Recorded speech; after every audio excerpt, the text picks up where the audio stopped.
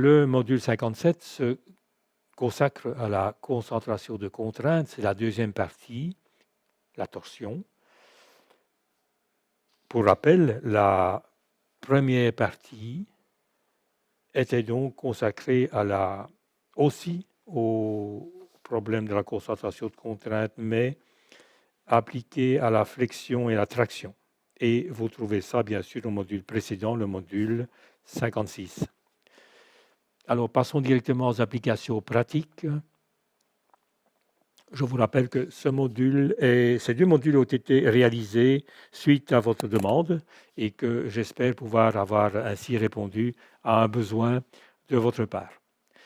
Les applications pratiques, nous avons, dans le cas qui nous occupe, un arbre plein avec une gorge extérieure. Voici l'arbre plein avec une gorge extérieure.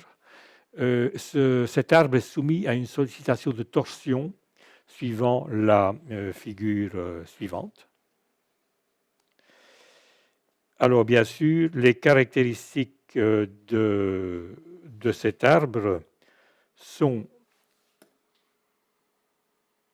les suivantes. Petit r égale 10 mm.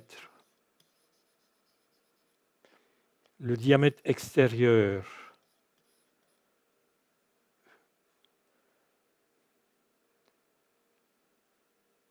que nous allons appeler grand D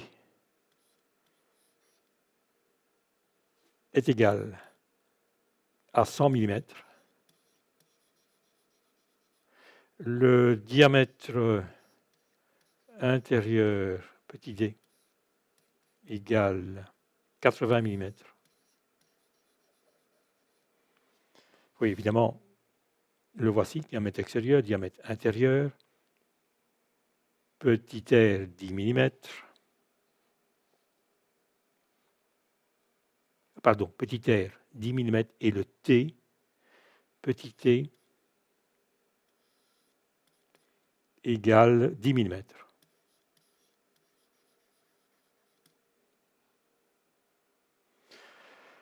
C'est un arbre court, c'est important de préciser.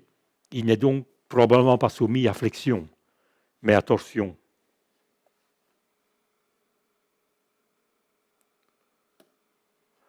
Alors cet arbre est encastré, comme vous le voyez, à une extrémité. Il est libre à l'autre. Il a une longueur de 200 mm et le moment de torsion a pour valeur 4 millions de newtons millimètres. Et voici bien sûr, oui, dA, D2, dA égale grand D.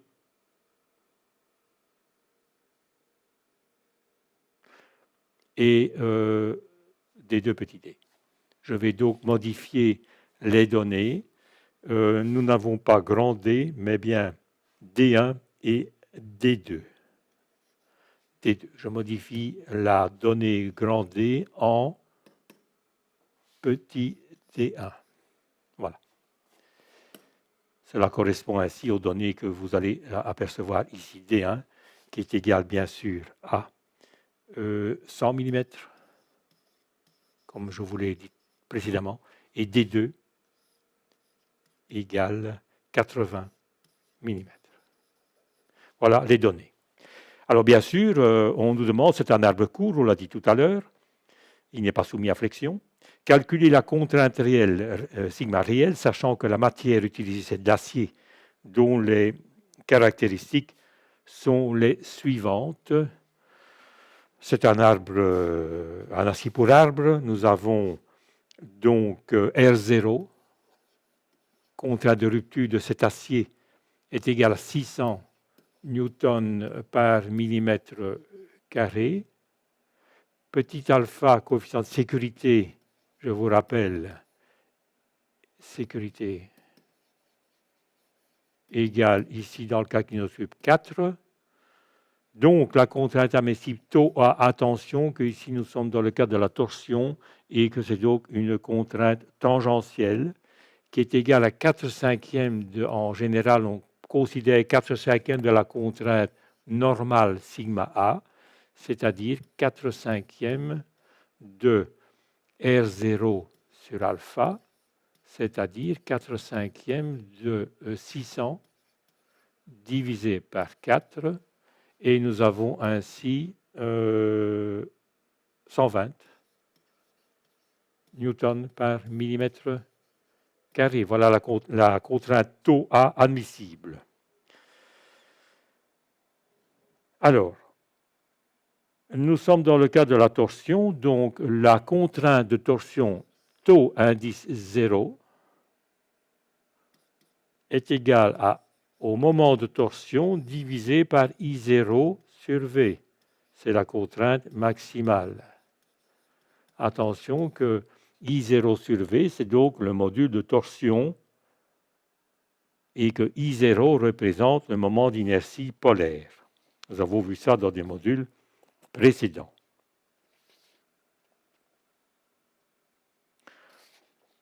Calculons le I0 sur V, calcul de I0 sur V.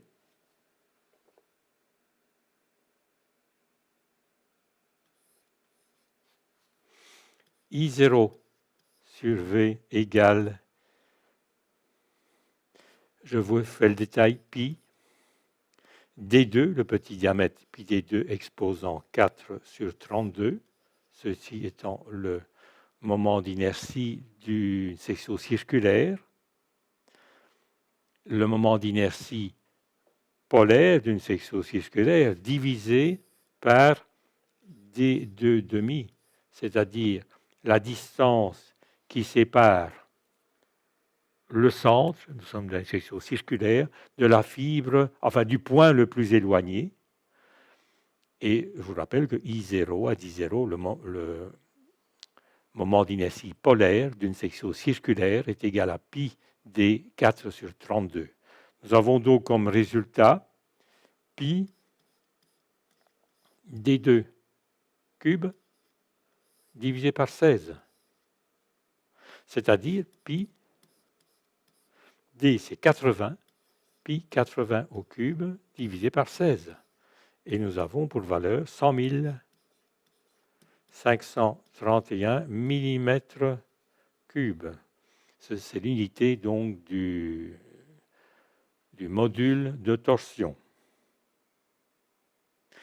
Taux indice 0 est donc égal au moment de torsion que nous avons pris égal à 4 millions de newtons millimètres divisé par 100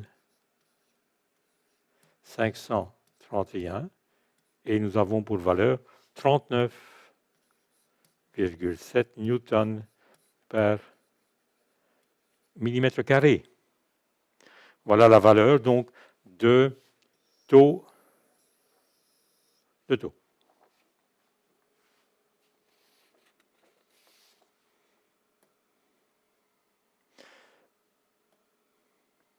Nous allons maintenant déterminer le coefficient K indice T.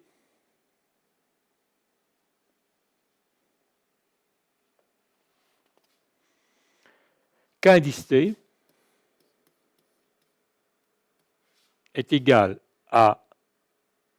au taux maximum réel et divisé par le taux maximum, la contrainte maximale de torsion.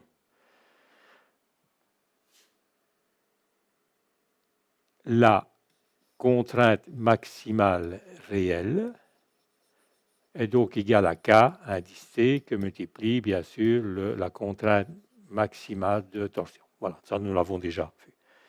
Alors, compte tenu de R sur T qui est égal à 1, 10 sur 10, à petit d, 2 sur d1, égale 80 sur 100, égale 0,8. Compte tenu de tout cela, eh bien, nous avons pour valeur, donc R sur T égale 1, nous sommes là. Et petit d2 sur petit d1 égale 0,8. Nous sommes ici. Nous avons donc, nous suivons cette courbe, nous arrivons ici et nous tirons une horizontale qui va nous donner pour valeur 1,3. Nous sommes là quelque part. Si vous tirez une horizontale, vous arrivez là quelque part. Ce qui nous donne pour valeur 1,3 pour la valeur de K indice T. Il faudrait bien sûr le faire avec précision avec une latte.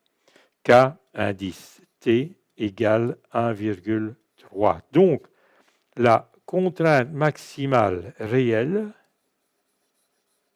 est égale à 1,3 fois la contrainte maximale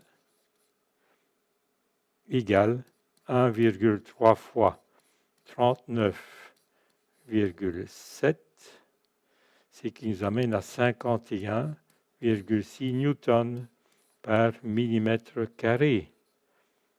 Nous sommes inférieurs à la contrainte admissible que nous avons calculée au départ, qui était égale à 120 newtons par millimètre carré. Donc nous sommes évidemment en sécurité par rapport au calcul et nous pouvons utiliser cet arbre à la torsion.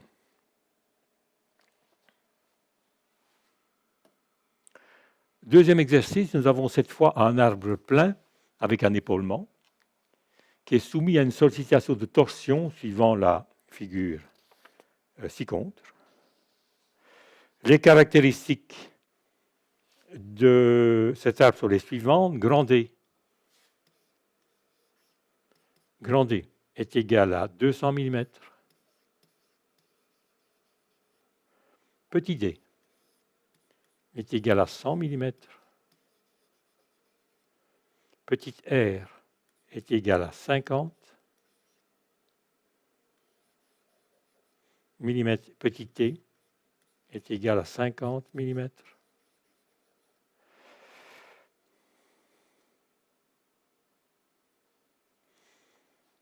Cet arbre est encastré à une extrémité et à l'autre est fixée une poulie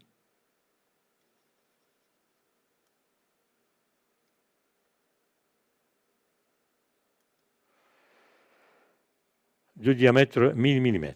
Nous allons représenter tout cela sur la figure suivante. L'arbre considéré est encastré à une extrémité. Alors, s'il est fixé une poulie, que vous voyez ici, de diamètre 1000 mm, et la charge à lever est de 5000 newtons. Bon, il s'agit évidemment d'un arbre court, comme vous le voyez représenté ici. C'est un arbre court. Nous allons calculer la contrainte réelle, le sigma réel, sachant que la matière est l'acier, dont les caractéristiques sont les suivantes. R0, contrainte de rupture, c'est un acier pour arbre, évidemment, il est de meilleure qualité, 600 newtons par millimètre carré. Nous avons un coefficient de sécurité alpha égal à 4. Pourquoi 4 ? Parce que ici, l'arbre n'est pas soumis à des efforts violents et que par conséquent, un coefficient de 4 est tout à fait valable. Donc le coefficient de sécurité. Par conséquent, nous pouvons écrire que taux A, donc la contrainte tangentielle admissible, qui, souvenez-vous, est prise à 4/5 de sigma A, est égale à 4/5 de 600 sur 4, qui est le coefficient de sécurité. Par conséquent, nous avons un résultat de 120 newtons par millimètre carré. Donc, cela, c'est la contrainte réelle la contrainte admissible réelle que nous ne pouvons pas donc dépasser. Alors, nous pouvons écrire que le moment de torsion est égal à T fois D.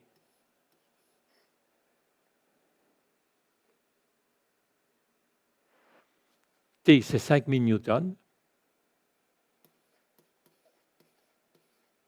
Et grand D, c'est 1000 mm. Nous avons égal, nous avons donc 5 millions de newtons millimètres pour le moment de torsion. Je vous remontre cela. Voilà, nous avons donc T, 5000 newtons, et le diamètre de la poulie, 1000 mm.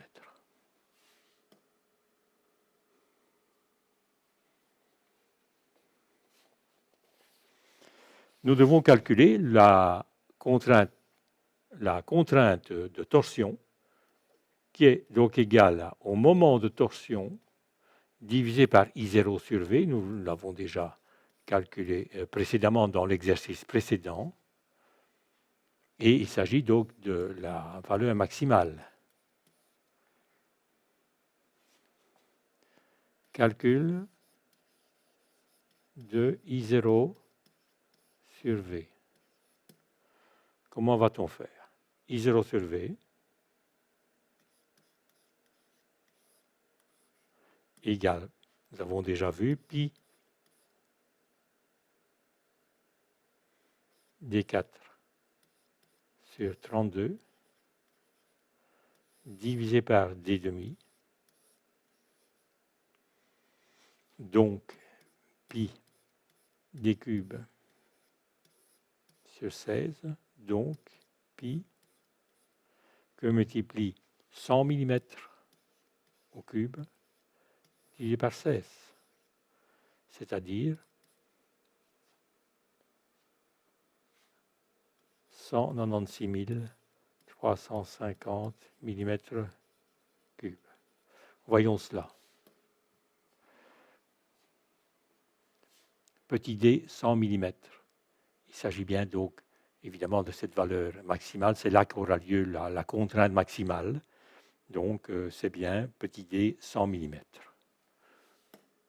Donc nous avons I0 sur V est égal à 196 350 mm3 et par conséquent, la contrainte tangentielle est égale à 5 millions le moment de torsion, 5 millions de newtons millimètres divisé par 196 000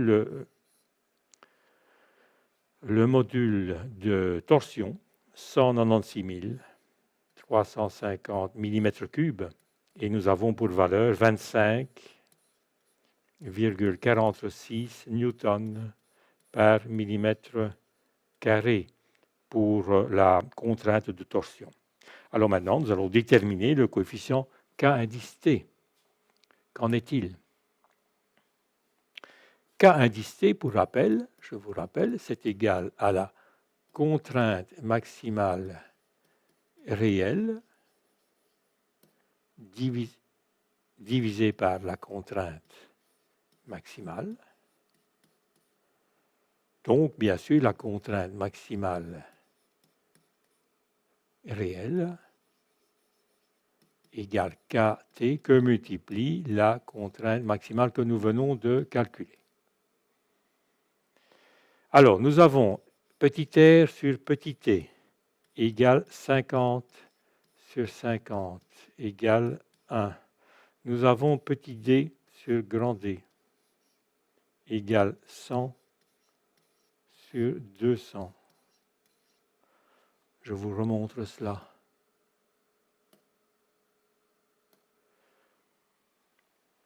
Petit d sur grand D, 100 sur 200.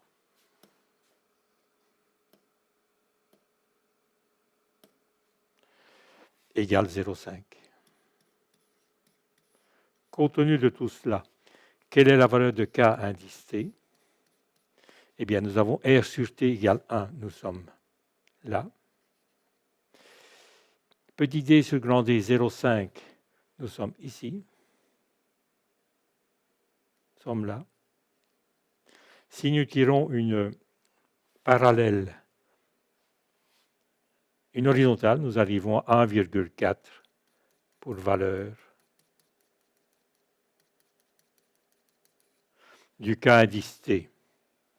Il faudrait évidemment tirer une horizontale avec une latte et déterminer sur ce diagramme, sur cet abac, la valeur exacte de K-indice T, 1,4, ce qui a été fait, 1,4. Donc, la contrainte maximale réelle égale 1,4 fois la contrainte maximale égale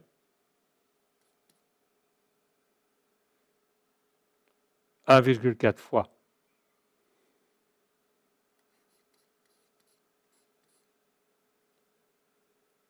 25,46. C'était la valeur de notre contrainte maximale. Nous avons donc pour valeur 35,6 newtons par millimètre carré, inférieur évidemment à 120, qui était la contrainte admissible que nous avons déterminée précédemment. Voilà, donc notre arbre également peut être utilisé dans les conditions de l'exercice. Voilà, j'en ai terminé avec ces deux modules consacrés aux concentrations de contraintes. J'espère avoir répondu à votre demande.